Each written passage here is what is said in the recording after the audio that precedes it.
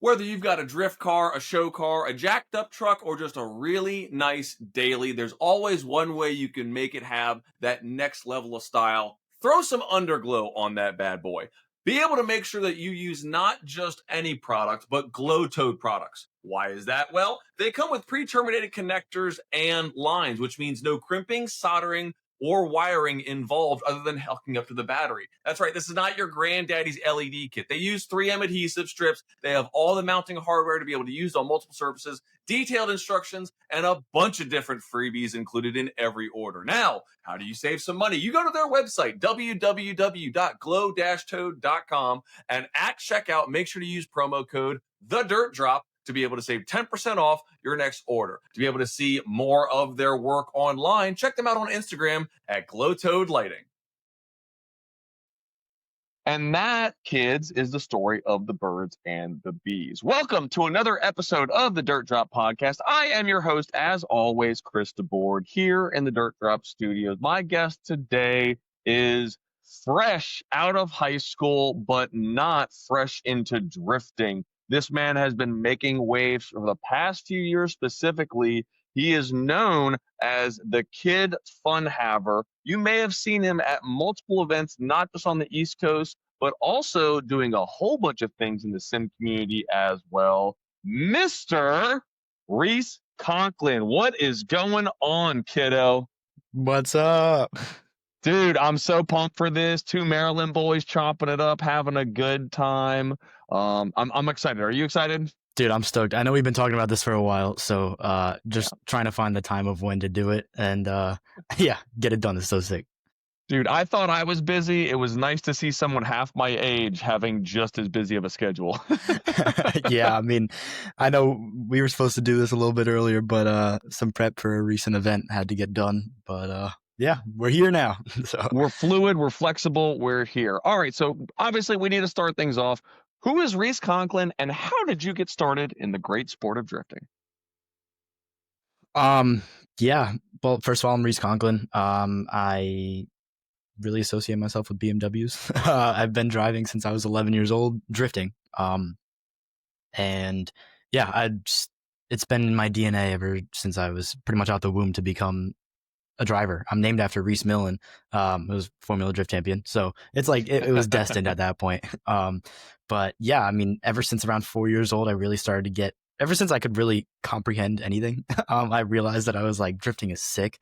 And yeah, my parents have been into cars for a while, way before I was born, and just having builds happen throughout the years and growing up, being around the shop. My dad started building his 240 when I was super young, and I was like, man, this is sick. So got into it around that age and got a ride with Vaughn Ginn Jr. up at Englishtown when I was 4 years old, and that changed my life. Yeah, I had the helmet on and I was like holding each side to make sure we had the two pillows in the seats. It was so funny, but I can vividly remember just looking up at the wall as we were riding the wall on E-Town, and I couldn't see barely anything, but I saw the fences on top of the wall and I was like, this is it. Like the rush I had was just so amazing. So yeah, recently been doing a lot of comp stuff, trying to build myself as a driver as much as possible and taking it a lot more serious.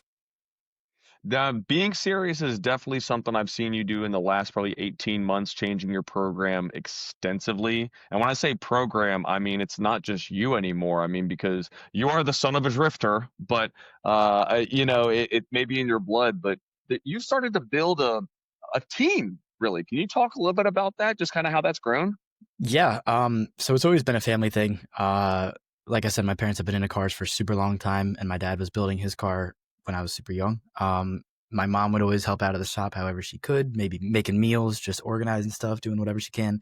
My sister's 5 years older than I am, so she was in a similar boat where I was, just trying to look around and see what else we could do at the shop to help my dad out. But we've always been involved in it, and recently doing a lot more comp stuff in the past two and a half years.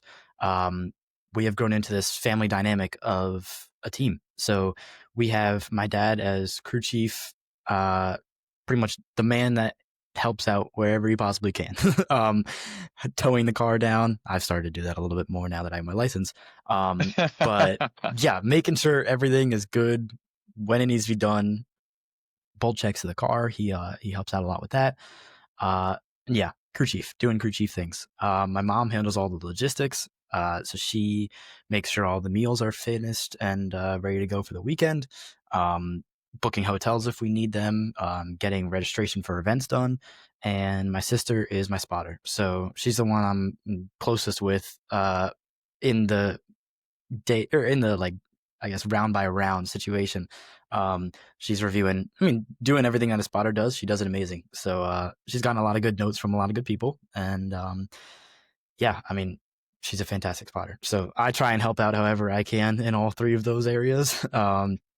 And yeah, mainly driver. So recently we have actually added Cameron Griffin as well, that's my best friend. That's my baby. And he's mechanic helping out with my dad. There's some stuff that my dad we've never ran a race team before. So we're learning as we go. And Cameron has a lot of good knowledge. And yeah, adding him to the team, he's just an amazing dude, amazing vibes, super funny. And he knows how to do some stuff. So yeah, that's our team right now. So. Well, jumping into these roles, family is one thing, but I don't. Your sister may have been around cars, but a spotter for drifting is not something that you can go to school for. There's no like real class. And then obviously she's your older sister, so like there's a connection there. I kind of want to jump in a little bit more at that because I talked to your dad about how she operates and her her role as a spotter and how she takes it so seriously is something that I think a lot of spotters, even at the professional level, probably could take a note or two. Yeah, I admire the dedication from her, to be completely honest with you. Like, she pulls through with whatever her role is. I forgot to mention as well, she does some social media stuff as well. So oh, nice. Okay. Sometimes she'll reach out to partners, or if partners reach out to us about wanting to do a specific brand promo, she'll organize all that. But anyways, back to the spotter thing. She's taken a lot of notes from the RTR guys. Luckily, having those people in our corner that we can just bounce ideas off of and get insight from. A lot of other people. When Rich Whiteman specifically drove in Prospect, she was up in the spotters tower with his spotter, and just getting some beginner notes from them. It was a little bit ago, but yeah, she's definitely grown from there. And yeah, just taking Matt the Ginge, for example, he has a lot of good ideas for Adam. She takes a lot of those notes as well. So just getting times from different people. Yeah, assessing every single driver on the field is pretty much the main spotter's job. She does that perfectly. And she also knows how to keep me calm, because I definitely can get in my head sometimes in competitive situations. And it's actually funny.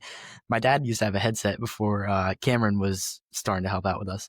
And there was one time where my dad was about to say something and Brio was like, "Stop, because you're going to freak him out." He was like, "Just stop." And I'm very thankful that she did, because learning about what it was after, I'm forgetting off the top of my head, but I was like, thank God you didn't tell me that in the middle of comp. But yeah, she doesn't freak me out. She gets me all the info I need. This person's going to do an e-brake entry versus a feint. Just very thorough notes on each person. So. Well, and that being said, as a competition driver, your spotter is almost as important as you are when it comes to driving, because you really can only kind of see what's out this windshield and these two side windows, and that's it. Yeah, no, she's my eyes in the sky, I call her. Basically, like, when I'm sitting on grid, with my Hans device, like you said, I can't see. I don't know if somebody's, even when we're sitting waiting for a battle, I'll hit the radio and be like, "Hey, I didn't see this person come around this corner. Did they spin, or did something happen? Did they hit a wall?" She'll relay that information back. So it's having that extra set of eyes that you as the driver aren't able to have. And it's so incredibly useful. 10 years ago, even 5 years ago, man, like, spotters at Pro-Am or grassroots comps weren't exactly the commonplace. And now here we are in 2025, where, the people that show up with the turned up cars and the program similar to yours, it's like a FD Pro 3 event. Wouldn't you agree? Yeah. I was actually just having this conversation. I think it was with Rick from RTS at Catch My Drift this past weekend. Pro-Am level of drifting, I would say, is way, way closer to the Prospect level than it ever has been. I'll take complete responsibility for that part. I'm driving a car that was competing in Pro Spec in 2024 as my Pro-Am car. And it's finding advantages wherever you can, to be honest. And I think it's also, it's a good thing because it's setting up people's programs and people as drivers to be able to take the next step into Pro Spec. But at the same time, you have the people that bring stock Zs out to these events that just want to come compete, and then they get absolutely gapped by a 800 horsepower pro car. Like, I think, yeah, I don't really know how I would combat that, to be completely honest with you. I think it kind of separates the people that are cool with where they're at, of just being like, yeah, I just want to have some fun comps on the weekend, just have a fun time with my friends, versus the people that are eager, ready to move up. Yeah, maybe that makes two separate competitions. I know US Drift used to do that with the street legal. Yeah, I don't know. It's an issue, I would say, because a lot of the people that are at that lower level are starting to get burnt out, because they're like, I get to top 16 and I'm just getting gapped. Like, I can't really have a fair shot at my driving because of the car. So I completely understand it. Yeah, there's definitely a divide. The money is a huge factor because, I mean, we'll talk about Catch My Drift a little bit, because I mean, they're 10K total payout around. Yeah. The Yeah. US Drift Street Legal Series, I love what Brian Eggers doing. It's 1,500 total payout around for 3 places. So you don't need to have your turned up 800 horsepower to be able to try to win a grand when you spent that much in the 2 tires to qualify, or Yeah. you know, just to be able to get there. Yeah, I think the main thing that caused that was clutch kickers, and I love that series. I competed in one of their events back in 2022, but Nice. it definitely, I was on the other end of that, and I had like a 380 horsepower E36, and I mean, it was an LS car, but compared to, it's funny, the comparison I use a lot. It was Jonathan Nairn. I was in the top 16, and my 380 horsepower versus his 1200 just did not compare whatsoever. And then I was like, man, we need to turn this car up. So I think I think that definitely was the turning point for the more grassroots level drifting, because I know that they kind of associated themselves with grassroots, which is completely awesome. But when you put that price point on a drift comp like that, that's more than Formula Drift is offering. Absolutely. And people are going to chase money however they can. So if they know that they have a guaranteed podium spot because specifically of their car, they're going to do that. And so that's where a lot of these big money comps, like even Riverside, is just, you show up, pro cars. Like, that's just what it is, because people need the money to be able to continue drifting. So I think that's why a lot of the pro drivers have started coming into them. Yeah, but let's be honest, pro drifting is older than you are, just as a human being. Yeah. And you kind of have both aspects as far as how you're transitioning into the sport, is because you built the E36 sedan. It went, LS swapped it. You guys, you made that car, but then secondhand pro drift cars are now something that are commonplace, that are trickling down from pro to pro spec to pro 3 of the grassroots, like that level. That wasn't an option in 2010 or 2012. Like, people were still having to build something to be able to be competitive. What's your opinion on the bought versus built? And I mean, there's still obviously something that has to go on there. So where's your head at on that? I think, I mean, drifting is completely, versus 2010 or 2012 versus where it is now, drifting is a completely different sport. There's so many more people that are in it, because of the price point of how you can get into it for a pretty cheap price. You can buy a car and just go for it. Right. But that also is making the thing of, there's a lot of pro drivers that were there before, and maybe their heart isn't in it. Maybe the money isn't coming through that they need to continue in it. Maybe they've been doing it for 10 years and they're like, all right, you know what? I'm ready to raise a family. I want to live a regular life. And that's where these cars are coming back up for sale, because people are like, you know what? This part of my life was cool, but it's time to move on. But I think that also really gives a good opportunity for people. And I'm going to use my scenario specifically. I have Dan Malvasio's old Pro Spec car, and he competed in 2 seasons of FD with it. And yeah, it's a very, very good proven chassis. However, the price point that we got it for was about a third of what we would have actually built another car for. And that's why I was able to be in something like that. We actually, I made a post last winter of saying we had a 2-door E36 shell, which we did, that we were going to build into a pro car, but we started pricing it out and we were looking about $120,000. And I'm like, if we think about it, first of all, that's a lot of money. That's a very, very big amount of money. And then we also have to think about time frame. It was going to take until probably this September or October to actually build the car. And we weren't going to be able to have that time frame. It wasn't likely, and we wouldn't have had the car to compete this season. Right. However, we saw Dan's car come up for sale, and it was already, it almost made it better specifically because we would have the car right then and there, and we could compete the next weekend if we wanted to. It just opened a lot of different doors for us, and I would not be where I'm at right now if we didn't have that opportunity. So yeah, I think first of all, you're never going to get what you put into a car in drifting ever because parts are just very expensive. Right. And I mean, labor, if you're not doing it yourself, labor is also very expensive. And it kind of sucks to be on the back end of it, but on the front side of it, there's a lot of positives that could come from that. I mean, plus he got 2 seasons of FD out of it, so it's not like the car sat and depreciated. It was still being used. Yeah. And there was something to be able to come out of it where he didn't have a ball of metal to like try to part out. Yeah. Yeah. So there's something to be said about that as well. Yeah. And I will say, I really appreciate him for taking as good of care as he did of that car. He built the car, just him and his buddies up in Pennsylvania. And, we went to go look at it, and I was like, I know it's a prospect car, so it obviously had to pass tech, and I know that it was probably a pretty good job, but we started looking at it, and I'm like, man, this thing is really well built. Like the craftsmanship of everything, like it's a really well built all around car. And yeah, he took great care of it, kept all of the maintenance up, and it just made it even more of a positive buy. The build quality right now is of anyone building a car is better than it was just even 5 years ago. So when you're going through these pits at a pro drift event and you're looking at these chassis that have 8 seasons on them, and I mean, you only build a car once and then you just modify it.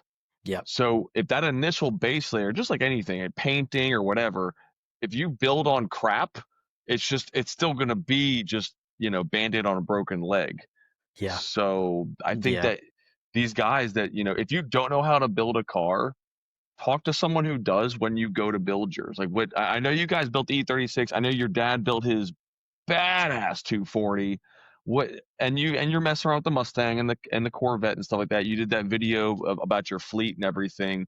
What's your opinion on build quality and the best way to go about it if you really don't know where to start? Yeah, I mean, personally, we were already, it's funny, before we even found that E46, that silver E40 or the silver E36 chassis was actually Brian from MA's car. I love all the guys at MA. They have taken amazing care of me. But also their background is just huge. They used to build all of Vaughn's cars. They used to build all of Chris Forsberg's cars. Most recently building, I think his Instagram is like Teddy Less HQ. He's building like 1,000 horsepower SR, like full. Well, they did pro Brian Hopp's cars. Yeah, they did. They fully built Brian's car. And also Mike Power. They built his car as well. So absolutely, there's a lot of great cars that come out of that place. And that's our go-to spot that was our go-to spot for that type of build. We were like, this is something that we're going to want. It's a completely different level of anything we're capable of doing. And by the time we learned how to do all of it, it'd be 2 years from now. So if you don't have that skill set, I would 100% go to one of these places, specifically like MA, that have a good reputation. That's a big thing to look for, is reputation as well, because they may build pro cars, but what if you have to make sure the quality of their pro cars are super solid. And yeah, I mean, start pricing it out. Very expensive because labor is also going to be expensive, but you're also paying for that quality of, I know for a fact that this thing is going to pass FD Tech and I'm going to be in a very safe, secure car. That's just the cost that you're going to have to get into it for pro drifting. If you can build it yourself, make sure you're following that rule book down to a T. But yeah, where we're at, I mean, I'm a full-time student. I'm working part-time. I'm trying to do as much as I can as well, like make a race team happen. We just didn't have the time for that. So, yeah, first chance was MA, and then they actually directed us to Dan's car because they saw it for sale. They're like, this is a good deal. We're like, oh yeah, it is. Like, but you really are. That's the other thing too. Like you're very fortunate in the actual physical car that you have, but throughout the years, I mean, from 11 to now, you've also been very fortunate with the mentors that you've had access to, and just people that want to see you succeed. Can you speak on that a little bit? yeah, so I have been in such an incredible, I still am in such an incredible place with so many different connections in the sport. I think that's honestly a very positive thing about the sport still being young, is that a lot of these people are reachable. May not seem like it, but they are. And even growing up in Baltimore, honestly, it seems like a pretty forgotten about city. But people, a lot of people have, like, Vaughn grew up here, and we've had him as pretty much my uncle for as long as I can remember. He's always there to bounce ideas off of, stuff like that. Chris Forsberg used to live here. He grew up in PA, but he lived here for a while. Dylan Hughes worked at MA for, I think, like 5 years. I actually have a picture I could show you of us hanging out at MA when I was like, I think 6. Yeah, it was crazy. And just so many people like that were in my pocket, like could dial them whenever, ask them questions. So many great people that were coming out of it and that were there when I was super young, and they're the reason that I was able to get into it, honestly. And yeah, I mean, just having those connections is so incredibly important. And the other thing that I've also learned is, well, that's the one thing that my dad is like ingrained in my head, is connections are it. Connections are everything, because everybody knows everybody in the sport.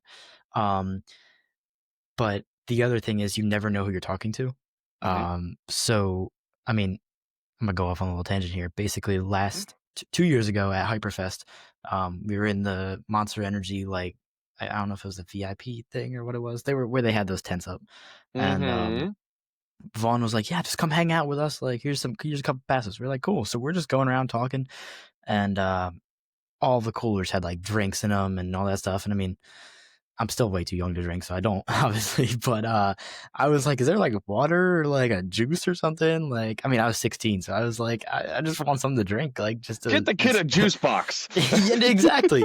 And it was very funny. But they had like, I'm forgetting the name of them, but it wasn't Minute Maid, but it was Capri Suns. They had Capri Sun pouches? They had lemonade Capri Sun pouches as mixers, and I was like, "Do you guys think I just could have like 2 of these?" And they were like, "Yeah, we don't care." So I was just walking around with a Capri Sun, just drinking my Capri Sun. Everybody thought it was the funniest thing. And there was this one guy that was talking about it, and he was like, "That is so awesome." He's like, because I mean, visibly I'm under 21, and he was like, "That's so awesome that you're not like trying to just like, I don't know, fit in with older people and drink when you're not supposed to." And that was Robert Hoover, who is the North American main manager at Monster Energy. So, I mean, we have a sticker on the car for Monster. I would love to build that into a bigger thing, but you never know who you're talking to. Like, you could just find yourself in conversations that you're like, "Oh, that's that person." Like, it's insane. Let's be honest, it doesn't matter if you have 100 horsepower or 1,000 horsepower. If you don't have tires, you are going nowhere fast as a drifter. That's where Zek Nova comes in. With their broad range of tires available for all horsepower ranges and skill levels, you want to be able to get on board with them to make sure that your drift day is not only fun, but smoky as it should be. From the Supersport RS, the RS 606, and the Mac Daddy JR 500, Zek Nova has a tire offering to be able to make sure that you get the proper size and compound for your build. Make sure to use promo code TheDirtDrop for 10% off when checking out at their website, www.zeknovaus.com. And make sure to check them out, Facebook and Instagram, ZekNovaUS. Well, and I want you to speak on the personal experience you've had. So I'm gonna kind of put you under the bus a little bit, but it's for a good thing. In the Okay. last 2 years, I truly have seen you go from a shy 16-year-old kid who doesn't know how to be able to integrate with adults to now 18 years old, willing to have. I saw you at PRI sitting down with the who's who of all these brands, and you would have thought you'd known these guys for years on end, and your ability to interact with these partners has grown in such a short time. So what'd you do, and what kind of tips can you have for some of these younger people that are in our sport that may not know how to be able to interact with other people that could change their lives? Well, first of all, thank you. I appreciate that. um, but I would say it's all about presentation. Mm, I mean, I have the connections and the people to back me up. Obviously, people like Vaughn and Fun Havard and stuff like that. So people have heard my name. Um, but even if people have not heard your name, sponsorship decks are the biggest thing that you can have as a driver. And also make them look. Don't just put 2 pictures of your car and be like, "I want free tires," and then send it to like race treads. Like, make sure you're no. presenting yourself very professionally. Even for stuff like SEMA and PRI, I just had our friend is a screen printer, and I was like, "Hey, do you think you could embroider something?" He was like, "Yeah, sure." So I just bought Nike polo shirts, and I just had him in embroider the Conklin Racing logo.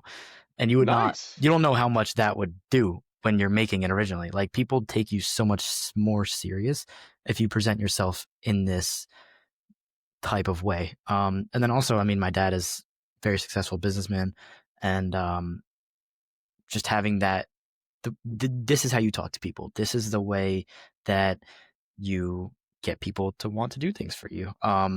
You have to be able to do the work if you want to be able to get it out on the back end of it. I'll use my connection at Recaro, for example. When I first started dealing with the company about 3 years ago, I was dealing with this lady named Nicole.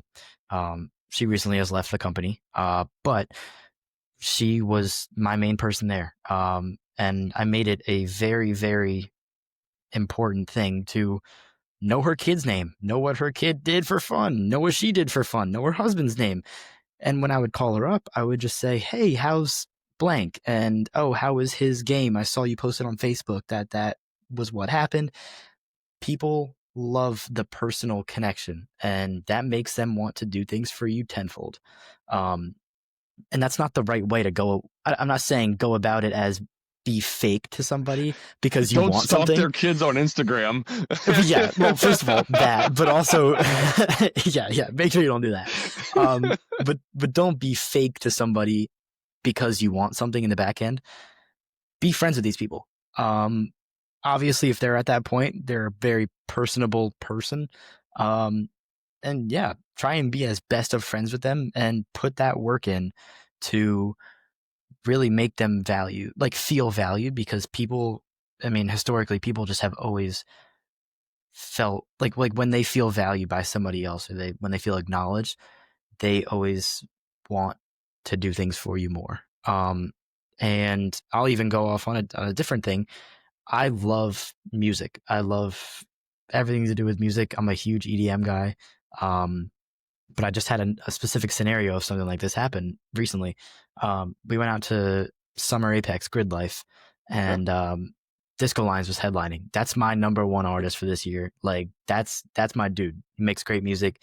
Never met him. And it's funny with the different connections in different areas. Like, I know a lot of people in drifting. I don't know anybody in the music scene. Like, absolutely anybody. And I've networked myself really well with the Grid Life people. And I messaged Rebecca Cohen. I was like, "Hey, this is sick about having Disco Lines here." And she was like, "Want to get him in your car?" I was like, "Dude," I was like, "What do you mean?" I was like, "What do you mean? Are you serious?" She was like, "Yeah." And going back to that whole being friends with these people, if you treat these people if you treat these people like humans, not just being like, "Hey, you can do this for me. I need you to do this for me," they're going to want to do things for you tenfold. But yeah, specifically in this scenario, we ended up getting, his name's Thaddeus. We ended up getting Thaddeus in the car with me, and great name. But Oh God. we ended up getting in the car with me. We were just talking, and I saw this dude recording all this stuff, like all the interactions. I was like, "Who's this guy?" And or while I'm here, I will say, make sure you address everyone in the room, because that goes right back to the you never know who you're talking to situation. Mm-hmm. Make sure you fully talk with everybody. Be like, "Oh, hey, what do you do? Nice to meet you. My name is this." Blah blah blah. Basically, I ended up doing that at Grid Life, and I was talking with this man named Kieran. Super cool guy, and I had no idea who he was, but I was like, hell yeah. I mean, cool deal. Yeah. Talk with you. I'm Rhys. It's nice to meet you. He followed me on Instagram, and I was like, okay, cool. I look in my notifications. He's Disco Lions tour manager.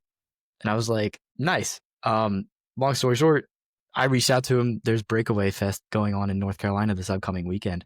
And I saw Disco Lions was playing. I was like, yo, I would love to be able to go down there. Would I be able to get in with you guys? He was like, dude, anything for you. So now I've gotten myself into a backstage VIP pass for Disco Lines for this upcoming weekend in North Carolina, all because I just had a 2-minute conversation with this guy. Like, you never know what can come from these things of just being able to talk with people. And I personally just love to talk. I mean, I'm doing it right now. I just went on this like 5-minute long tangent. Like, I love to just talk to people and figure out stuff about people and meet new people. And yeah, I think that's the biggest thing that you can do for your drifting career, is because you will get so much farther by doing that. I mean, you call it a 5-minute long tangent, but the amount of knowledge and just input of people like not understanding that this may be something that they may not or may be doing just, in that secondhand or subconsciously, you know? Yeah. And that's even, I mean, I do that, to be honest with you. Like, I'm just talking. I didn't even know I was talking. Like, yeah. Some of these festival events are almost as important as a trade show. And I think, don't get me wrong, I have drank a bunch of apple juice at Hyperfest after the driving is over. But at the same time, like, there's a time and a place to party, and then there's a time and a place to be able to conduct yourself when what you're doing is under a microscope, not just by the partners, but also by the spectators, other drivers, track staff. Can you kind of talk of, I mean, I know you're underage for the drinking, but as far as, I mean, you still come and hang out with us till 1 a.m. sometimes and hang out. Can you talk about how to be able to toe that line while still having fun, but finding that professional persona? Yeah, I would say, first of all, you never know who's watching. You never know who's watching. And that's one of the biggest reasons I made that choice that I did of not drinking at Hyperfest. Because, I mean, if I wanted to, I could have easily grabbed a drink and just started throwing them down if I really wanted to. But you never know who's watching. And like, even with that Monster Connection, he came up to me because I wasn't drinking. But yeah, I mean, just being personable, put yourself out there. You're going to attract people by being you. You're not going to attract people by being fake and being this person that you are thinking that people are going to like. Because, I mean, I've even on a personal level with friends in school, I've had that happen. And I think that's where that taught me that lesson of just like, be yourself, because people are going to value you for you. They're not going to value you for who you want to try and fake. Right.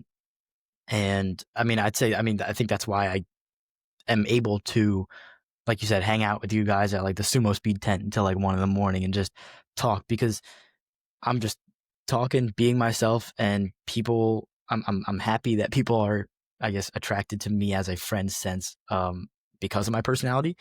Yeah. But I think that's the biggest thing, is you just have to conduct yourself very professionally, but also be yourself. Like, I crack a lot of jokes personally, and I think that's also helped a lot, because I'll just like say something that I know will make somebody laugh, and then that adds that extra personable side of it. So yeah, just be yourself, because people are going to like you for you. Yeah. Every single drifter I've ever met who has taken drifting seriously in whatever aspect they took is kind of a nerd. And I think that's something that brings us together to where it's like, oh, you like the same thing I like. And it's way easier to be able to get on that plane of talking with a complete random stranger just because we find this connection that's just almost instantaneous. I mean, what were your thoughts? Yeah, I mean, if you're a driver, you're going to have a hyperfixation on something. None of us are able to do this without like we all have something going on up here that makes us want to spend this much money into going sideways in cars. So we're all going to be like commonly have those same interests. And even if not Cranking up that everybody does, tism. damn straight. But even if not everybody has that same interest, somebody out there is going to.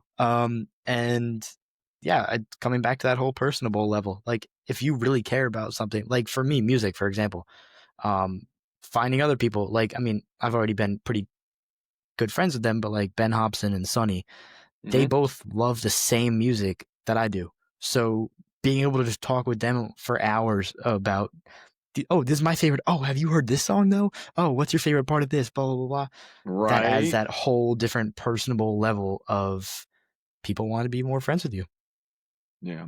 And rolling along with this festival thing, you've had a very unique opportunity to be able to part of not just Holly LS Fest drifting, but also Holly Ford Fest drifting, because you were able to go with the dual platform. I'm not going to ask you which one's your favorite, but can you kind of pick and choose like some things that you like from both events? I mean, because it's really Ford versus Chevy. Like it's a truly Yeah. different dynamic, and everything about it is. So what's your experience like at both of those events? Well, personally, I will say I'm a Ford truck guy. Personally, All right, I where's love Ford leave trucks. the chat? Where's I'm clicking it right now. Don't worry. No, I love Ford trucks. I've grown up having them, like my dad having them, and we still do to this day. Love them to death. For cars though, power plants, I'm gonna have to go Chevy. I think every single one of my cars right now has an LS in it, other than the street car. Yep. But yeah, I will say LS Fest, the crowd that is there is unparalleled. I missed it this year because of just funds and there wasn't too much ROI for us going out there. However, it is one of the coolest events I've ever been to. It's at a theme park. Like, if for those of you who don't know, Beach Bend Raceway Park is a theme park that just happens to have an oval and a drag strip behind it. And yeah, I love that event. The only thing that I'm not too keen about with that event is that it is a competition.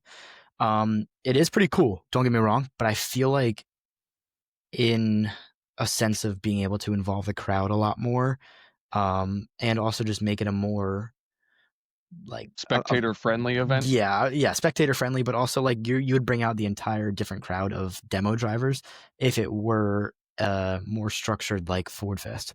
I think the demo part is super sick because like it can bring spectators in, and a lot of people aren't comp drivers. They're like a lot of these people are fun runs, go get so many laps with your boys. And I will say I got way more laps at Ford Fest than I did. Yeah, I mean, it's so much fun. You have to be able to have those events to keep the love for drifting alive. Right. And I do like the competition sense. Nick Swan handles it flawlessly. I think it's super cool. Personally, I really don't know if I like Beach Bend for a competition level. Specifically because the wall like curves in a lot more towards the end of it. And I think Jonathan Nearen may be able to talk more about that. Just, oh man, I love that dude. I know I love him, but he bounced that car back in a week. Yeah, he did. You know, very, very impressive. Credit where credit's due. Yeah, 100%. But yeah, I feel like I wonder if they would get more of those fun run guys, and just a lot more spectator friendly part of it if they hosted just a fun demo event for LS Fest. I will say the Chevrolet fan base is bigger than the Ford fan base, and the numbers for LS Fest are vastly different than Ford Fest.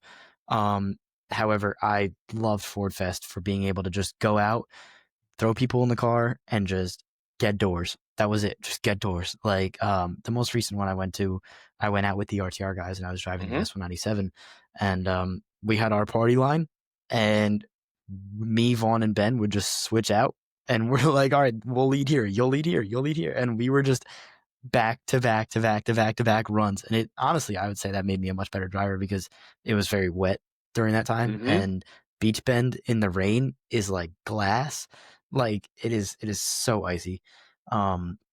So transition timing, like a lot of stuff like that was, I guess, honed in during that time. But yeah, I mean, it was such a fun time. So I would have to say LS Fest for the spectators, and for the numbers. There's just so many people there. Right. But I'd say for overall fun of driving, I would say Ford Fest. So, and then let's definitely talk about this because this is part of the aspect of getting spectators into it is when you have these large, I'd still call LS Fest and Ford Fest a festival style just because there's multiple things going on at one time. With drifting, usually it's a paid ride along situation. Yeah. You obviously have these larger drivers, these they're very expensive cars.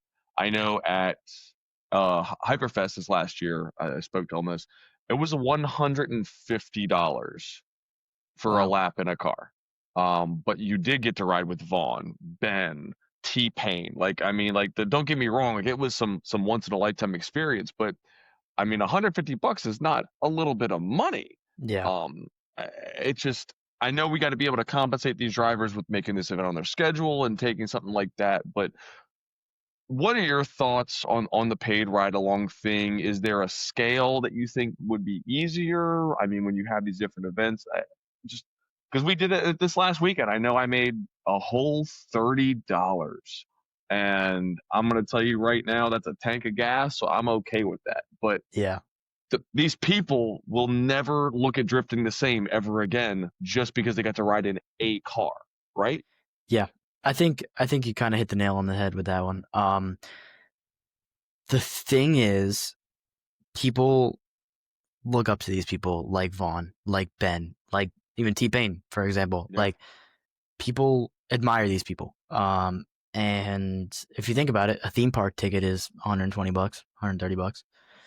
You're essentially paying for a theme park in a ride along. Yeah. I would say it is pretty wild how much people are able to or are willing to just throw at a ride. Like me and my dad have we do this one event called Impact Motorsports Festival up in Mhm. Pocono. Yeah. And this year we actually had Cameron driving the E36. It was so much fun. But Nice.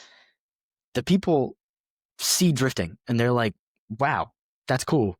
Here's my money. I'm like, oh, okay. Like, you don't understand how much the regular everyday person is so like taken aback by this. And they're like, oh, you're going sideways fast? Cool. I want in.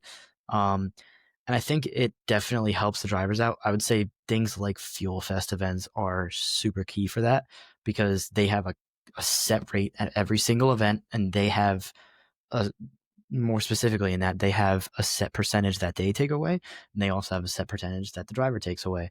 And I Aaron mean, Lucy runs a tight ship. yeah, but it's so well set up that Yeah. people are actually like drivers are making money on their weekend. They're not just cutting even; they're making money on their weekends, going to do what they love. Yep. And I think those things are very like key to look at, because drifting is very expensive, and people are you're avidly just losing money on the sport.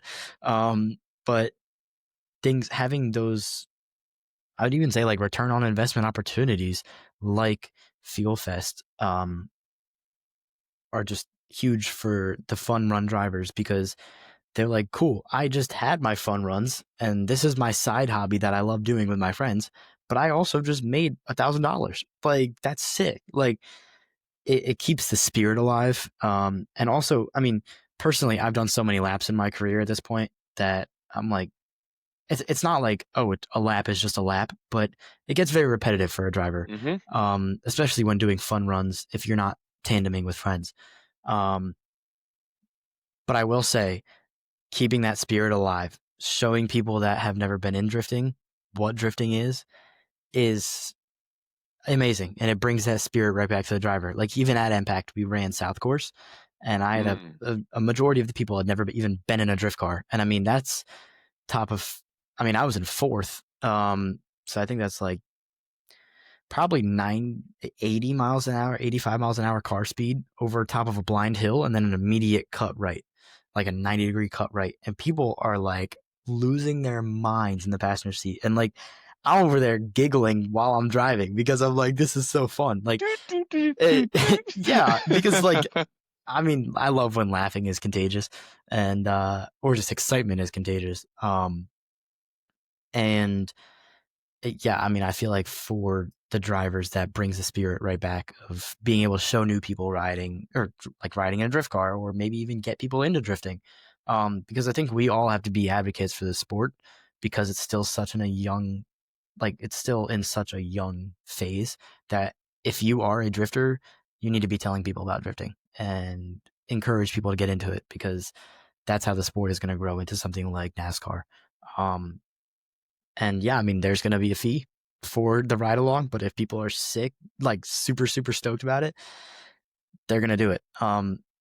Real quick, I do think I think there's one thing on Vaughn's demo car, and I forget what it exactly says, but it's on the dashboard because I got in it and I saw it. I think it said like excitement and it was like excitement and fear are like opposite ends of the same emotion. And I think that really is like I think that's a super cool thing to say. It's like, just relax and have fun. I think that's like what the second part of it says. And I think that's really cool to have for the passenger to see, because they're like, I'm really nervous. I'm trusting this person with my life. But it's also like, look, on the other side of that exact same emotion, have fun, like enjoy it, like have that super exhilarating sense of it. And yeah, I think that quote that he has on his dashboard is like perfectly it. I think it's awesome. Yeah. There's one thing, anytime I get a random passer, whether they're ride-alongs or just, hey, can they ride with you? And I say, okay, it's like, all right, hey, don't touch anything over here. If you need to grab here. Do not get out of the car. If we catch fire, I'm going to get you out first. And like, it's almost like a 30-second pep talk is like, 100%. Oh, we're going to go. We're going to do this. Yeah. It's like the briefing that they give you before you go on like a crazy roller coaster. It honestly is. It's like, make sure you don't put your hands in the tracks, obviously. But like, I mean, you think that's common sense, but sometimes it isn't. But like, yeah, you got to make sure that you're keeping the person safe because they don't know what they're doing. They never, most of them have not been in a drift car. So you don't know, oh, this dude's ECU is sitting on his ground. Make sure you don't kick that. Like, there's a lot of things that you gotta, don't grab the pull, the big lever thing, because that'll mess us up. Like, there's a lot of things that you have to give, I guess, a briefing for. That's a very good point. Like, make sure people are safe, secure, and know the full thing before you actually get into it. Because that'll make people a lot more like accepting of it. I guess you could say, not as scared. The wheels on the bus go round and round, and your drift car should do the same. Let's be honest, there are so many wheel companies out there. It is definitely hard to choose from. But if you want fair pricing, great customer service, and a super quality product, look no further than Stage Wheels. Out of Richmond, Virginia, Stage offers 4 different wheel styles in multiple offsets, bolt patterns, and sizes to fit your application. Even better, use promo code TheDirtDrop for 10% off at checkout at www.stagewheelsna.com to be able to save on your next order. Also, be sure to check them out on Facebook and Instagram, Stage Wheels. Yeah, never assume someone's been in a race car. Always go like they've never seen a 4-point harness before. They've never seen a handbrake before. It's like go over everything with every person, and you'll probably, I mean, that level of respect, I think, and I guess comfort. Like they'll be a little bit more secure and say like, oh, this person kind of knows what they're doing. I feel a little bit more, because that's the other thing too. Like you don't want them freaking out, like maybe in a good way, but like, I don't want to have somebody screaming at me while I'm trying to like time transitions behind you in the smoke, and then it's different if it's like, lot. If it's music or something, but yeah. Yeah, 100%. No, you got to make sure that people are secure and completely content with where they are before you just throw them into this crazy roller coaster of an emotion. Yeah. And I brought this up for context. So those that aren't aware, so with that $150, so NASCAR does offer some events on like their Thursdays before races and stuff. They will do ride-alongs and some practice cars, and it's a few $100s to go in circles with. So obviously we're still cost effectiveness. And you've mentioned this term a couple of times, ROI, return on investment. You said one event wasn't worth it for you. You said the return on investment when it comes to these driving things. What goes through your head when you're trying to evaluate an ROI for an event, and what are some tips that you can give to some drifters that are taking the sport more seriously that they may not be thinking about when it comes to that? Yeah, I think that comes back to the presentability part of it, and just holding yourself to that professional level. Things need to be, if you're looking to grow, things need to be doing things for you in the back Right. end of it. And not to say that I wouldn't have gotten any ROI from LS Fest. That's completely false. But it was, for me, financially, it was LS Fest or Catch My Drift. And I was able to place third at Catch My Drift. And comparatively, I am getting more out of Catch My Drift. You have to look at all angles. You have to look at, okay, I'm going to be spending X amount on fuel. I'm going to spending X amount of tires, and fuel to get there. This is for crew, and what can I get out of it? I know first place at Catch My Drift was $5,000, and correct me if I'm wrong, but I think first place at LS Fest was $1,250. You've been, I've never been. I went there 2 years ago. I forget, but that's considerably different. Yeah, it is considerably different, and also you have to look at the people that are going to be going. I have more of a shot to get on the podium at Catch My Drift than I do at LS Fest. It's just, plain and simple. You have probably 25 pros that went to LS Fest this year, and you had one pro that went to Catch My Drift. So you're gonna have more chances of being able to get better results from something like Catch My Drift rather than LS Fest. Now, with the Holly partnership, I would have loved to go to LS Fest just to be able to represent them.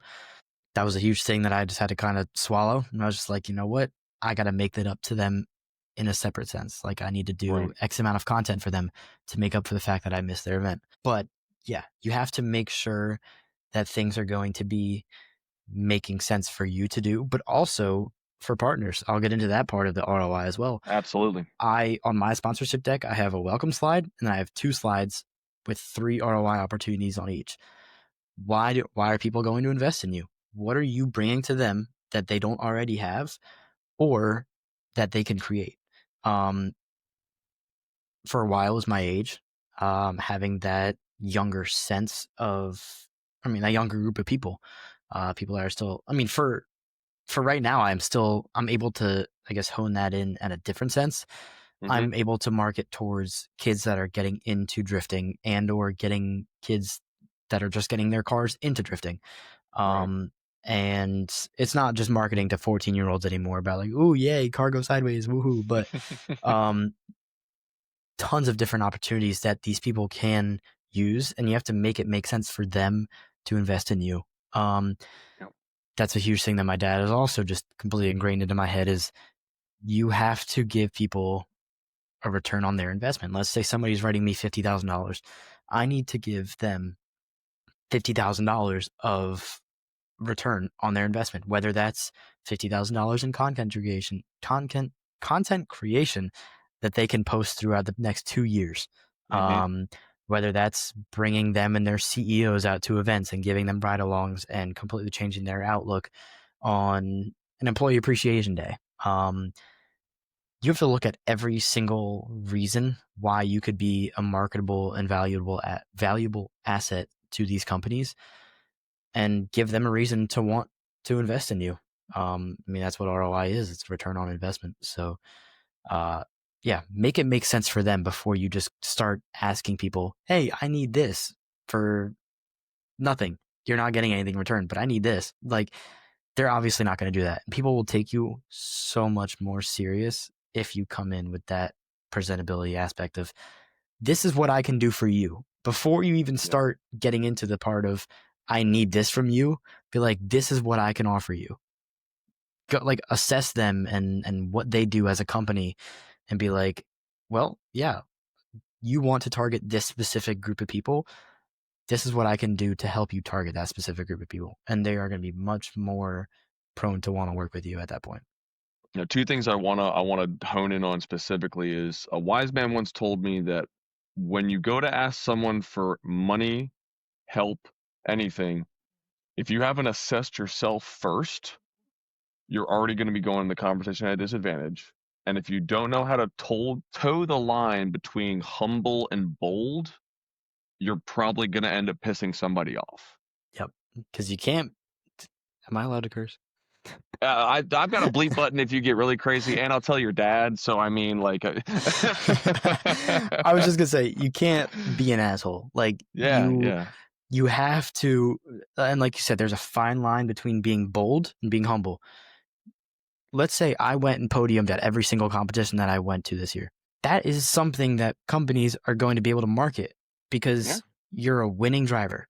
You're a placing driver. But don't present that as like, well, I'm doing this, this, and this. People are like, okay, like, I don't care. But if you're like, hey, I could wear your brand's hat at all of the podiums that I had this year, they'd be like, oh, look at you. Like, you got a lot of stuff going on and you could market us at that huge, like big media time of a podium. That's a huge part. And what was the other part? The first part that you said? So doing a self-assessment before you even start the conversation. Yeah. That's leading back to what I said about figuring out what you can do for that for that company. Look at your audience. Instagram has insights galore. Look at where people live. Look at what is more prominent in the areas that people live. Look at your age range. Look at what your main target audience is. And insights are free. Yeah.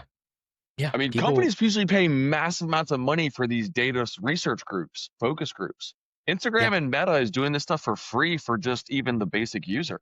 Yeah. Take advantage of that stuff and write real numbers down because people are going to want to see numbers. People are going to want to see this is exactly the amount of people that I'm reaching. This is the amount of people that do research on them. Like check their insights out. Like try and see if you can build both of your brands to be making one huge thing that can market to this big group of people. You need to be able to tell exactly what you can do for somebody or a company before going into this, like before going into a sponsorship meeting. I know you've been able to have a lot of great opportunities and I'm not going to say luck, but you've been really in the right place at the right time for a lot of things in your drifting career. Not everybody can be as fortunate, but you're a very relatable person. So maybe what are like just a couple of tips that you could give just for that average driver or even the driver that's looking to make that jump from fun run driving, like, all right, I want to do some comps and stuff like that. Like what are some things to be able to help push them just to be able to understand that, this stuff is attainable for anybody? Yeah. I will say about the first part, you were completely correct with that. I am extremely lucky to be in the position that I'm in. Like, if you told me that all of this stuff was happening when I first started drifting, I would have been like, no, you're crazy. Like, there's no way. A lot of right place, right time situations. That's a lot of luck. But that's also mixed with a lot of hard work, not only by myself, but by the whole team of my dad even having those pre-existing connections that I didn't even know about that he could share with me. People like Rutledge Wood, for example, amazing dude that I didn't even know existed. My dad's like, hey, do research on this guy, go meet him. Well, I mean, are you serious? I'm saying when I was like 11 years old, I didn't know who Rutledge was. Oh, well, yeah, you baby, you middle school baby. Yeah. Like growing up, he's like, hey, this is a name, like study him. I'm like, okay, cool. And I can confidently call that man a great friend at this point, of just, having those connections that you never would have expected.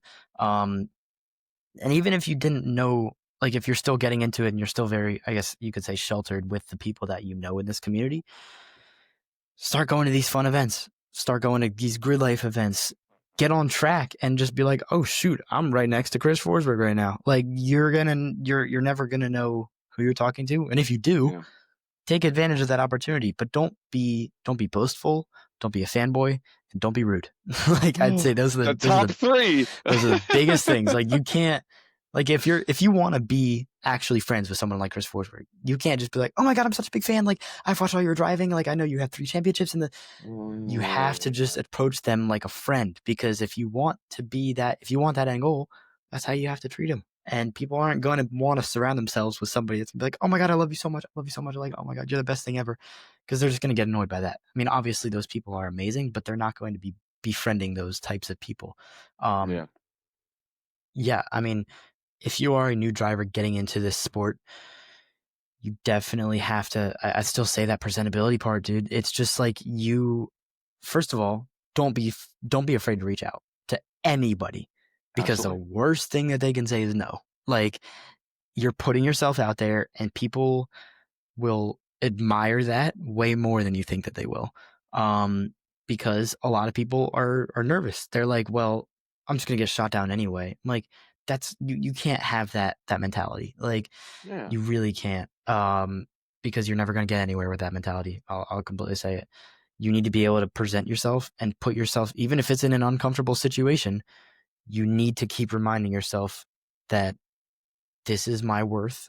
This is what I can bring to this person, and don't sell yourself short. That's one of the biggest things that I can also say. Like, make sure that you're putting your absolute, like your full worth into this, and let people know that this is like this is what I'm doing. And I think that it is held to, maybe if you're trying to sell a dollar amount, I think it's held to this dollar amount. But also, like, if you're doing a lot of stuff for this person, whether that's socials or like in-person relations, put that out there, and don't think that you're just doing nothing, I guess you could say. Yeah.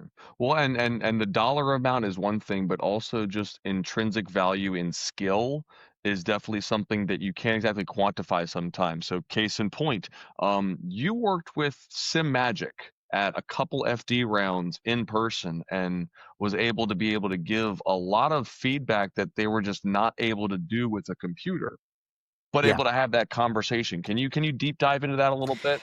Yeah. Getting right back to the thing, you never know who you're talking to. One of my good friends, Brandon Gardner, he's a VDC driver. I'm not even gonna lie, I didn't even know who I was talking to. He had a Chris Forsberg shirt on at Pro Down like 3 years ago. I was like, oh, you look like a cool guy. What's up? I was like, and I ended up actually following him on Instagram, but I didn't put the 2 and 2 together. And yeah, I think it started when we were out at Irwindale last year. Sim Magic had their whole setup, and Brandon was running sales for Sim Magic at the event. Like he was maybe sales isn't the best idea, but like he was having, I think it was customer relations. Thank you. That's what I was looking for. Yeah. Like he was looking just, for, maybe just doing some homework on my own things. Look at you. Yeah, look at you. No, he just going out, talking with people and doing the thing. And we, like I said, we met at Pro Down last year. And then having that reconnection at Irwindale was huge, because I'm like, oh yeah, I met you here, blah, blah, blah. And he was like, yeah, let me introduce you to Kiko, who's the North American guy for Sim Magic. And he was just like, dude, let's get you on the sim. I'll shoot a video for you if you want to just post, like give me your honest feedback, and if you could post something about it. I'm like, yeah, of course.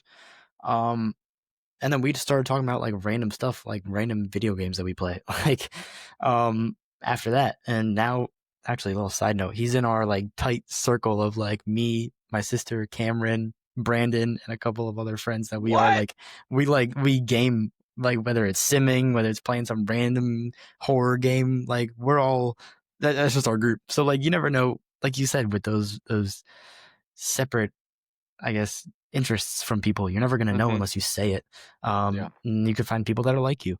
But yeah, getting to the whole Sim Magic thing, it was really cool to be able to give the, I guess, like the higher ups, like, yeah, I fully, and don't get me wrong, they have people like Ryan Literal that are literal pro drivers that are giving them also notes. Pro drivers?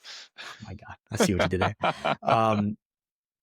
But I mean, yeah, if they were asking me for my feedback, then that means that I have something to offer them. Yeah, I mean, just be honest. And I was like, yeah, it's pretty good, but I could use this, and this. Like, plain and simple. They were like, thank you for saying that. Yeah, I mean, that blossomed a connection. Still working on that one, but yeah, I mean, just random stuff like that you never really know what would happen unless you go out of your way and talk with people. Well, and the reason that you were able to give such great feedback is because of how much time you have spent behind the sim steering wheel.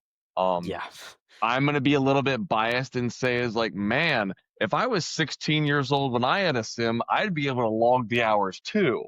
But realistically, there's some dedication that I really think that needs to be appreciated, because how many hours a day in a 7-day week are you on the sim? I aim for 2, but realistically, I end up getting 1. Okay. Because when I'm working, I don't get off till 8, and then I also have school the next morning. So by the time I eat dinner, it's 9:30. I mean, I work tonight, and it's 9:35 right now. So, yeah, there's the realistic part of it is probably an hour a night, but it's just the muscle memory, dude. And I know you said 16, but I actually started on sim when I was 9, about just trying to, throw a car around sideways. I mean, it was Forza, don't get me wrong. It wasn't a setup Still. course or anything, but still getting that feel for going sideways. And like, it's, yeah, I was actually just talking with Jake Little about this at Catch My Drift. Like, sim time is the most key time because, first of all, laps for laps, you are not even coming close to cutting as many laps in a real car as you are on sim. Nowhere Absolutely. near. Because Absolutely. I can probably cut 500 laps in a night, and I'm not cutting 500 laps in like the first half of my season. Like, maybe 50 at like 2-3 events. exactly. Like, you're not Yeah. realistically getting that in real life, because so much, like in a car, you're gonna have so many things that are gonna wear. A sim setup, you're gonna have your base, your steering wheel, your pedals, handbrake, shifter.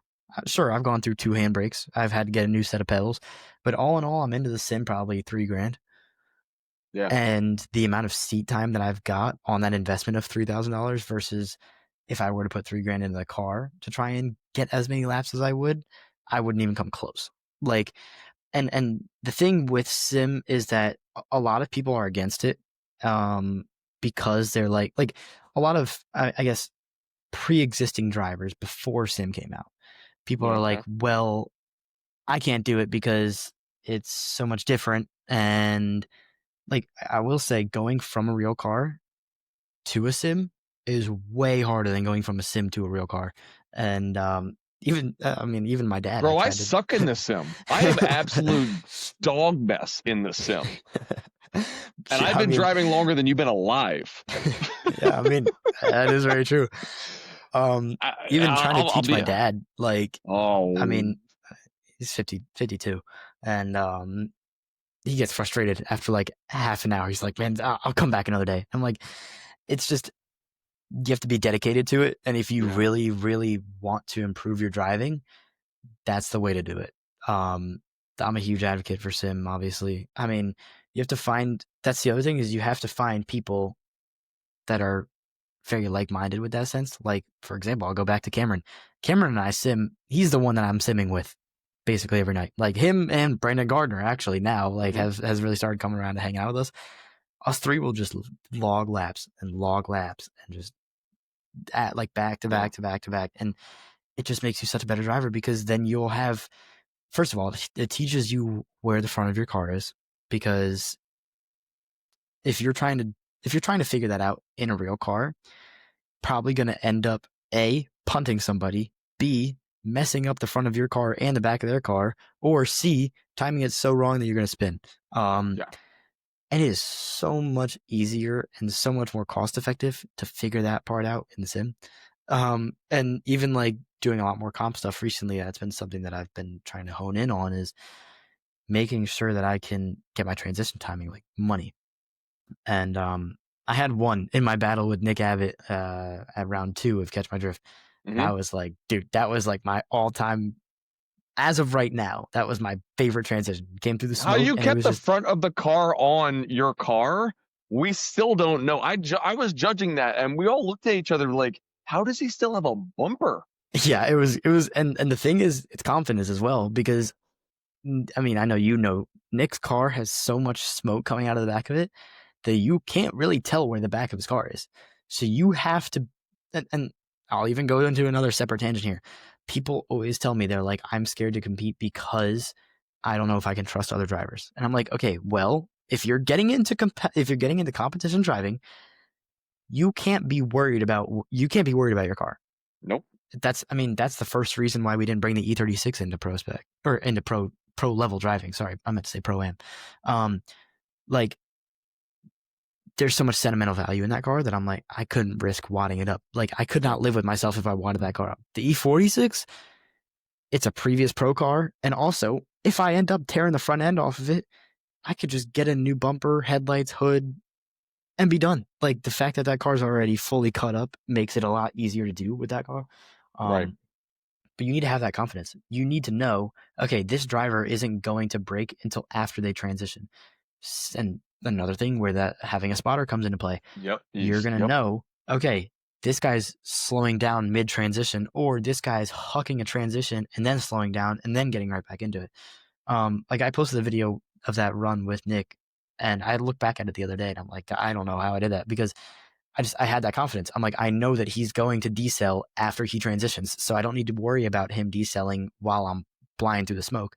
Right. I can get right up on his door while he's decelling, and then from there I can just follow him.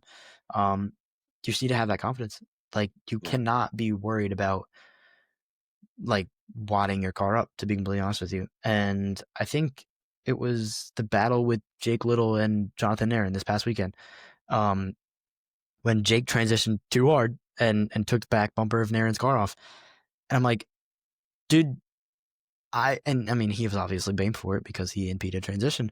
But we were talking about it after, and I'm like, dude, I would rather you go out pushing and then you learn how to take it back a smidge, rather than you go out by being 4 cars back on transition because you're like, oh, I was scared I was going to hit him. Right. Like, that's a big thing that you have to have if you want to take this seriously, is like, you cannot be afraid to just throw down, because that's going to be what separates you from 90% of the other drivers. If you're throwing down this hard of a transition, that's going to be the standout point of the run. And I mean, I know you obviously know about this, but judges are going to be looking for that. Like, that excitement factor too. If you're doing something that's going to be a really risky play, sometimes you're not going to get rewarded for it. If you mess it up, you're not going to get rewarded for it. But if you can make it work, it's going to come back tenfold. And yeah, I just feel like you can't be afraid. Yeah. I mean, even the FD judges, all 4 of them will agree, we're just spectators that decide who moves forward. So if you impress and you make us, like, we got loud when we saw a really incredible driver spin out when we had no idea they were the number 1 qualifier took himself out. Yeah. And you want to talk about, as they heard us on the live stream in the other room just because we were so losing our stuff. Yeah. And I think go ahead. Oh no, I was just going to say, like, we're here to put on a show. It's not as much as it is like, oh, this is just completely a serious competition. Everything is a show, because you have to make it very, and that doesn't mean it's scripted whatsoever, but you have to make sure that you are putting on a show for not only the judges, but the spectators and for everybody that's there, because that's going to, first of all, be the one thing that's going to bring people back. But second of all, that excitement factor is why people watch it. That's why people drive, is because of that excitement factor. And you need to make sure you're putting everything on the table and have that excitement factor of it. If you want to be successful in the sport, I'll just say it, because so many judges out there from different competitions, stuff like that. Like you said, there's spectators that decide who moves on. So if you do some crazy thing and it works out, they're like, that was so sick. That's going to be the highlight. Perfect example. This wasn't to do with judges, but Dylan Hughes and Matt Field at Utah. Yeah. There was more media that came out of that whole thing than James Dean being the first 5-time champion in Formula Drift. Absolutely. Like, absolutely. Something that is that big of an accomplishment and a milestone for the community as a whole had the ability to be overshadowed by someone just pushing too hard in the chase and riding up the lead car's bumper or the lead car's trailing tire. Like, Right. it's insane how that excitement factor can go so much farther. And I actually was just talking with Dylan about this. I was like, because I think it was Corey Hosford that I was talking to, that the minute it happened, he posted on a story. He was like, "This is one of the best things that could have happened for Dylan and Matt. More specifically Dylan, because like even when he stood on top of his wheel and like put his arms up, I'm like, that's a meme. Yeah. That's a meme. You can literally take that, and people aren't going to know jack shit about drifting, and people are going to use that as a reaction picture. Yeah. People are going to put text over it, and like I even saw FDF do it. They were like, when the Mega Mantis kit is better than blank. Like I think Matt has Part Shop Max or something. Yeah, They're PBM, like, that's like, you can use that. That's marketable. Like, and when people see crashes, people are going to love it. That's just how, like, unless it's like fatal or something, like people are going to love like wreckage. And yeah, it's just people are here to see a show. That's basically what it is. Speaking of wreckages, I think this year is without a doubt the most kinetic year of drifting when it comes to drivers giving it 180,000% every single lap, from seeding all the way to a podium. And speaking about Dylan and Matt, they overshadowed Shelly and Amanda. Yeah. Which did the Colette. same. No. Oh no! Oh yeah. The lap where Amanda was like, "Yep." Yeah, and that was the same weekend.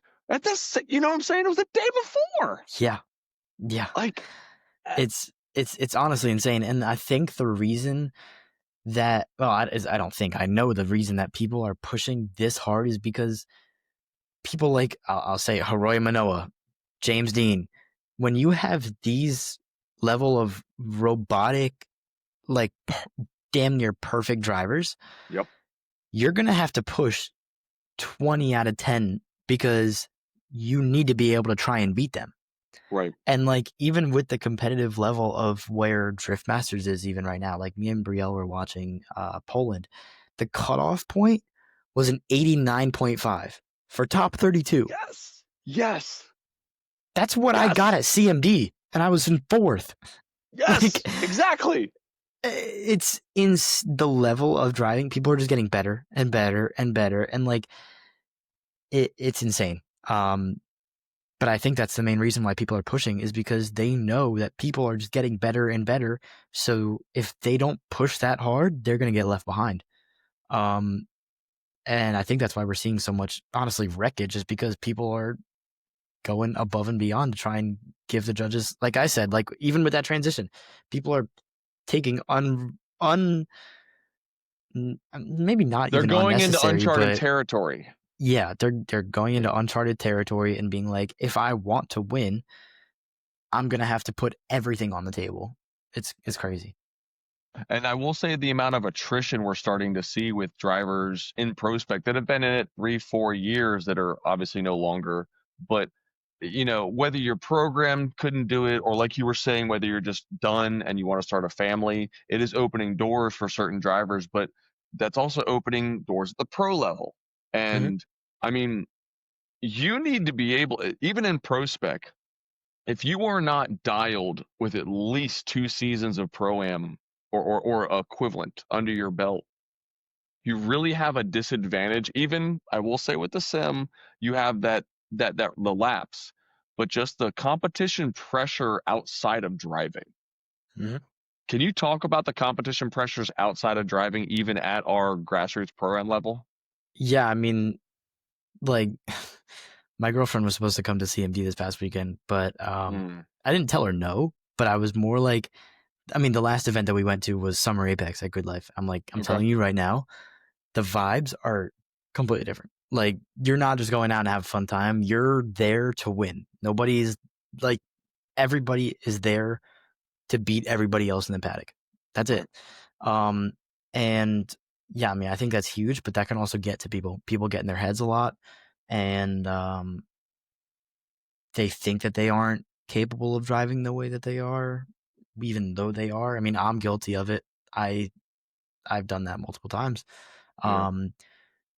Yeah, it's a completely different thing. Like, even just talking with people on grid, like, I mean, you can like play games. I think that's a pretty BS way of doing things. But if you're like trying to get into people's head, like, it is so different than if you're on grid at a grid life event and you're just like, yo man, can we run some tandems?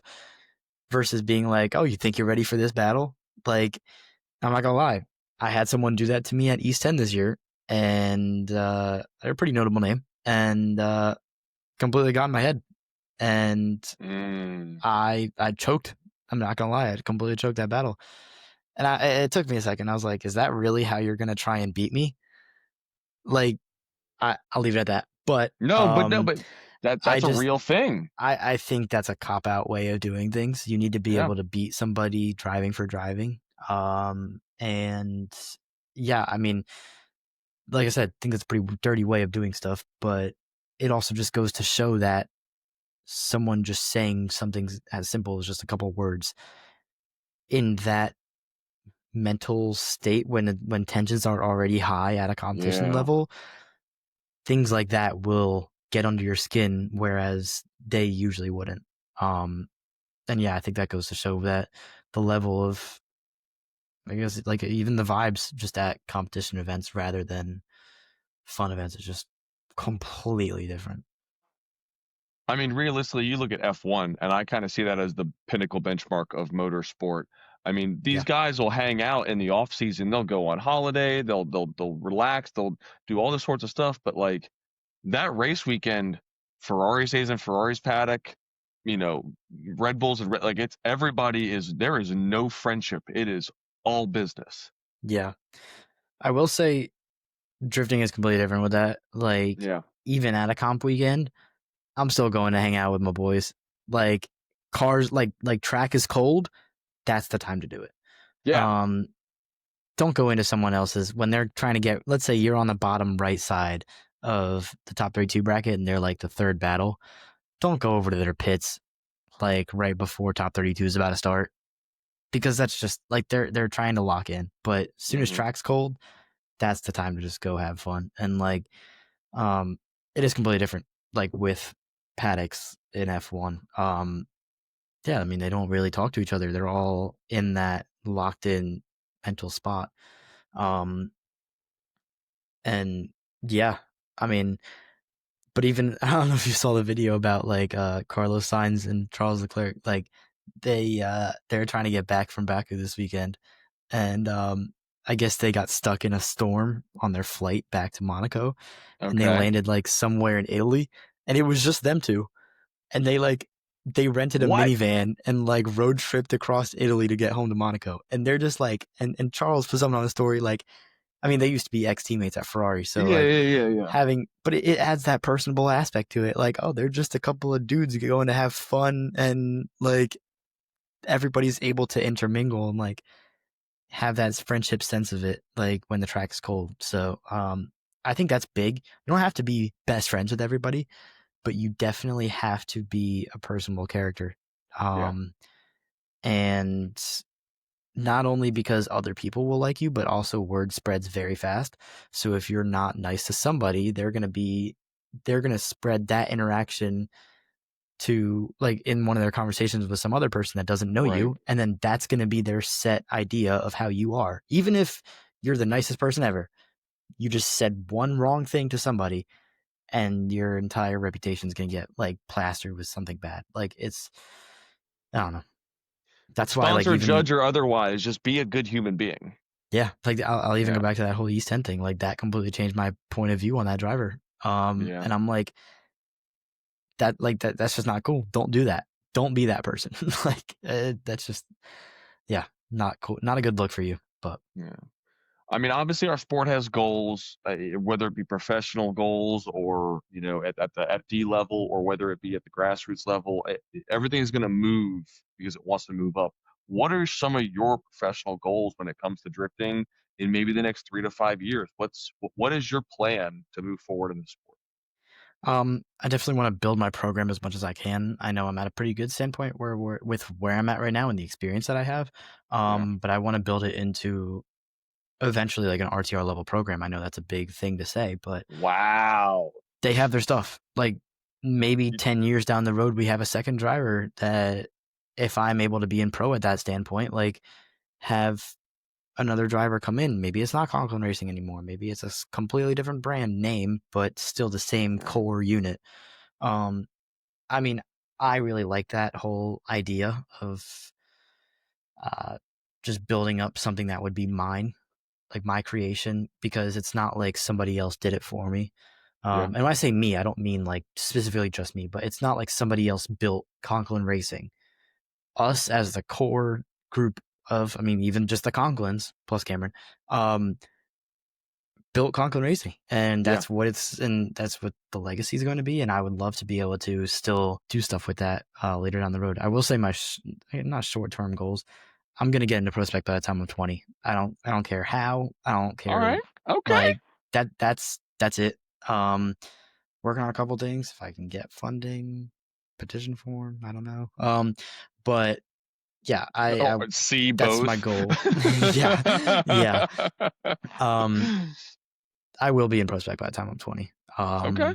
So I like it. that's the, I guess, 2-year goal. I mean, I'm 18 right now. And pro, that's contingent on if I get in prospect. Like that's completely down the road. I want to get to the highest level of drifting that there is, because that's just, I mean, it's been my life ever since I was a baby. And I want to prove that I can be the best I can possibly be at the sport. But I also am looking at more like just different stuff, to be honest with you, and not completely take it into a like professional level, but I'm working on a couple of possible ideas with off-road. And it would be it'd be an awesome opportunity if everything can work out. Basically, long story short, we have my dad has, not we, my dad has a Yamaha YXZ 1000, and that's his fun rig that if he wants to go let off some steam, we have a sand quarry right near the shop that we're allowed to go in, and he'll just go cut some laps, and we're having a great time. You'll also go on trips with just your mother and leave you and your sister at home and just try to live life. Yeah, I mean, they've taken countless trips to Canada, just overlanding across the like plains of Canada, I guess you'd say. Like I love that the relationship that they have, because it truly sets like a good standard for what would love to achieve. But yeah, I mean, they go live their lives, and that thing has been all over. But I don't know if it would be with that buggy or with something else, but I would love to get into a I guess like short circuit type of racing with a Yamaha YXZ. I've done a lot of driving with our buggy with I mean, people like Vaughn Ginn Jr. We would go on off-roading trips because, I mean, that's a huge thing that he has that he's into. We take off-road trips to Hatfield McCoy, which I haven't been in a little bit, and I'm a little bit annoyed because I really want to go back. But that will shape you as a driver tremendously, and it even shaped me as a driver in drifting. Basically, the last time I went there, it hadn't rained in a little while, and all of these trails are single buggy trails. Like, it's not a two-way street. Like, you have enough space for your tires. That's basically, I mean, there's a couple of feet on each side, but that's basically it. The cool thing about Hatfield is it was a mining town. So there's so many mountains that are just switchbacks and switchbacks. And there's a 50-foot cliff like below you of like, until the next thing. But if you were to fall, you're not stopping on that. Like, you're going down 700 feet. Like, and it's like on each side. It's like shelves almost. Yeah, exactly. You're not going to stop on one of those shelves. So like it shapes you as a driver so much, because you have to be on top of it or you could genuinely die. Like, that's it. Like, you could genuinely die. And no RTR roll cage is going to save you. But drive within your means, and also we weren't on one of those trails specifically where it was that high of stakes, but we were driving last time I was there. I was the fourth buggy because my dad had let me drive ours. And I think I actually ended up driving him more than he did that trip. But I was the fourth buggy, and we have a group of our friends that have YXZs, and like I said, it hadn't rained in a little bit, and the dust was pretty bad. Long story short, I could not see anything. I literally could. The only things, I don't know if you guys know what Yamaha YXZ looks like, but it has two pretty much like very prominent fenders in the back that are like points, and I could see the edges of the fenders of the buggy that were in front of me and the tops of the trees. That was it. Like, that was completely it. And I drove like that for half an hour. And I don't even know what kind of flow state I was in, but like, we literally stopped at the lunch spot at the bottom of the hill that we were going to. And I was shaking for another half an hour. Like, it was so exhilarating. And I love the whole idea of off-road racing because, I mean, this is more tailored towards like circle track driving, but you're throwing a machine sideways and trying to dig out of the corner. What are you trying to do in drifting? Throwing a machine sideways and trying to dig out of the corner. Like, it is very, very similar. And even like imagine a supercross track essentially, but driving it with a buggy. That's basically what I would love to get into.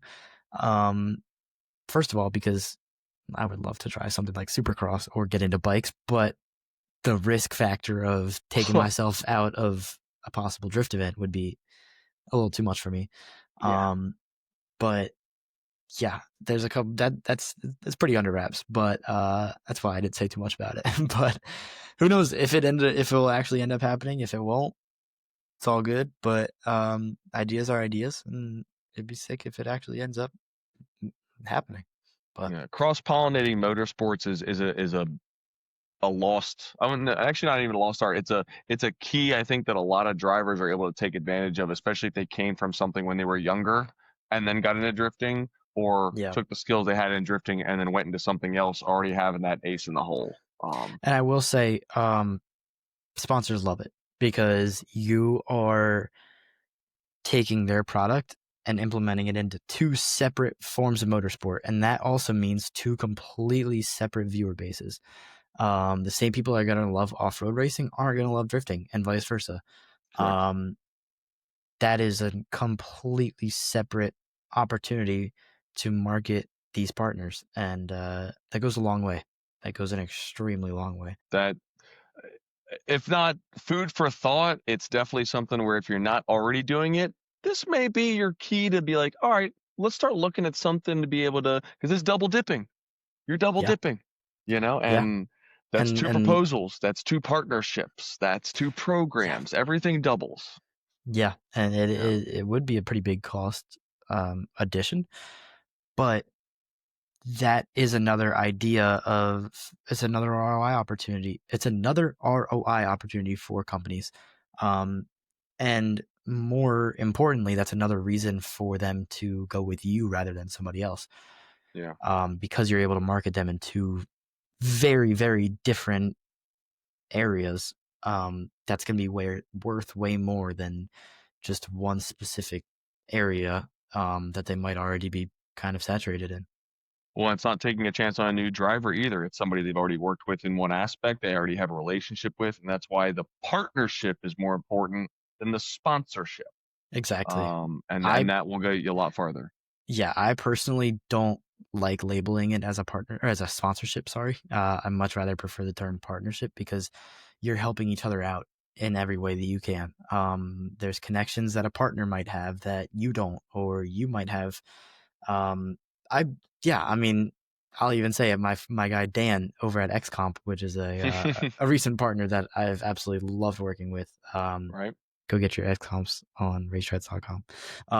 But they've been super amazing. And Dan texted me the other day. He's like, "Yo, do you think you might be able to possibly talk to Ricardo and see if I can get a set of Sportsters for my E46?" And I was like, "Hell yeah, dude! Like, of course." Yeah. And yeah, I mean, like you said, like kind of cross-pollinating or cross-contaminating those partners and being like, "Hey, I can give you something that you wanted for your street car, that like this could be more attainable because you're working with me versus the other person. And yeah, I mean, that even also dips back into like the getting into relations with the people's everyday lives. But yeah, try and help out people any way that you possibly can. I like to end all of my shows on the interviewee giving drifters, regardless of what position they are at in drifting, whether they just bought a drift car yesterday or they are a 5 times Formula Drift US champ. What is one piece of advice that you could give a drifter in 2025 to be able to want to push forward? See, I have something on my desk, and this is actually part of it. And Okay. it's going to be a plug, but the message is it. And these are my sim glows. Fun ever. Make sure you're having fun. Doing whatever you are, find the fun. That's kind of been a harder thing for me to find recently because I've grown into such a big part of my team. Like, I'm the one prepping the trailer. I'm trying to bring the car to go get X, Y, and Z done. I'm ordering tires and making sure partners are happy. Like, there's so much on the business end of it that I'm kind of having a tough time of sitting back and being like, oh my God, like, I'm actually here. Like, this is seriously something that's happening right now. And look, be like, little me would be so proud of where I'm at right now. And like, just take that into perspective. Like, even if you are an FD driver, like, this is something that it's never even thought was possible to do. And now I'm at this stage. Or even if you just bought your first seat time car, you're like, yo, 30 days ago, me is extremely proud of me because I took the chance. I'm going to chase my dream. Just have fun doing what it is. Because we're all in it to have fun going sideways. That's basically it. And don't lose sight of that. Like, make sure that you are having as much fun as you possibly can. So I'd say that's my biggest piece of advice because I'm still trying to follow that as of now. But yeah, I think that's it. Pumping people to have fun and then even sticking to your own words. The proof is in the pudding that if you keep drifting fun, you will truly be able to chase goals that you never thought possible. Yeah, wasn't that a like an Instagram account or something a little bit ago? It was like keep drifting fun. I forget. It went down. It's coming back, and I mean that adage is still true. But yes, there at one point many moons ago when you were learning multiplication or like I don't know like It's in like second grade. No, yeah, exactly. Dude, I have had so much fun with this right now. You have been such a great guest. I want to give you a chance right now to be able to shout out any sponsors or anybody that you want to be able to thank just because of where you're at right now. The floor is yours. I mean, I appreciate it. I've had so much fun talking with you about this as well. I did a podcast like 2 years ago, but I didn't really have all my stuff in order. And I also know how to talk to people a lot better now. So I'm able to present a better package together. But yeah, I just want to say thank you to, I mean, first of all, my family. I would never be, I know we already talked about the team aspect of it, but I would never be where I'm at without them. And I mean, every partner that you see on any of my cars has helped out tremendously in each way that they possibly can. And I wouldn't be there without any of them. Conklin Racing being the main one for the title of the cars, but MA Motorsports always taking care of us. Ricardo making sure we're safe. Drift HQ for making sure we always got parts on time. Funhaver for, I mean, even like I just showed you, the gloves, just keeping that message alive. I mean, the list goes on. Race Treads for just, is keeping us, making sure we got tires, we're good for any event. X-Comp for the actual tires, making sure they're super solid. And yeah, I mean, everything's just snowballs. And people that are keeping it, being able to happen for me are the most important thing that I can even ask for. So yeah, Rhys Conklin on YouTube, Rhys.Conklin on Instagram. I'm trying to get the Rhys Conklin username. Same thing on TikTok, Rhys.Conklin, and it's spelled a little bit differently. It's RHYS, so you might have a little bit of issue finding it. But yeah, I mean, thank you so much for having me, dude. This has been an amazing time. Yeah, it's just like sitting down having a conversation with a friend. So Two homies hanging out. It just happens to have cameras in our face, right? That's all it is. yeah, exactly. And I'm staring at myself as I'm talking. Hey, honestly, this is somebody you want to watch, ladies and gentlemen. I will tell you right now, he already said it himself. Prospect by the time he's 20, the clock is counting, and we Just gotta will make it work financially. we will be watching. There's no doubt about that. You've been watching another episode of The Dirt Drop. I am Chris DeBoard on Facebook, at Debo the Comic on Instagram. And again, you have been watching The Dirt Drop podcast. We are now on Facebook, Instagram, and obviously YouTube. Thank you guys so much. Rhys, thanks again. We will see Appreciate you it. on the next Dirt Drop. Later. See y'all. And we're done. That's it. And we're done. Man, there wasn't like any outtakes or anything. That was great. That was it. Oh.